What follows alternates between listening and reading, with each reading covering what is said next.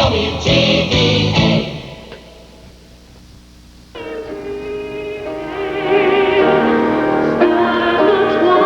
Northeast Mississippians spend the afternoon in memorial services for Martin Luther King.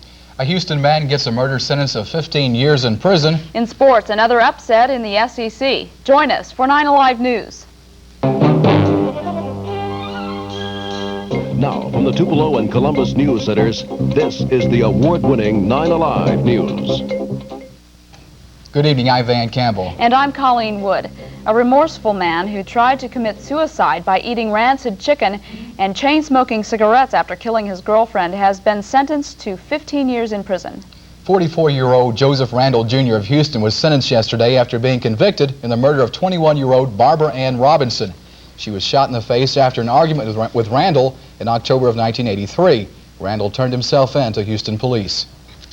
Northeast Mississippians gathered today to remember the life and death of civil rights leader Martin Luther King. Those who knew him personally and those who had only heard of him took time to reflect on his work. We have 2 reports for you tonight. State Board of Education Chairman Jack Reed remembered growing up in Tupelo in the 1930s and the segregation that existed.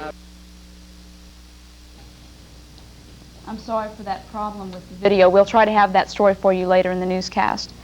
Georgia's Forsyth County apparently hasn't seen the last of the civil rights movement. The organizer of a march there yesterday vowed to return. Ku Klux Klan members attacked the civil rights marchers who were commemorating the birthday of Martin Luther King. Today, residents of the area expressed their disapproval of the violence. Embarrassed and ashamed because that really is not the attitude of the community as a whole. I had got to the point where I paid no mind to color, and I was born and raised here, and I think what happened was ridiculous. A total of 8 people were arrested yesterday for disrupting the march by blacks and whites to Cumming, Georgia.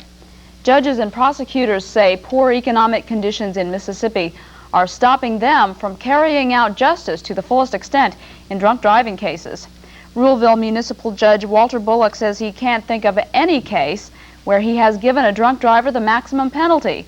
That's simply because most of the people in his court don't have the money to pay. Bullock usually sentences second offenders to 48 hours in jail with no fine. Leaders of Mississippi's Choctaw Indians say they could have the recreational dam they've dreamed of for 20 years by 1991.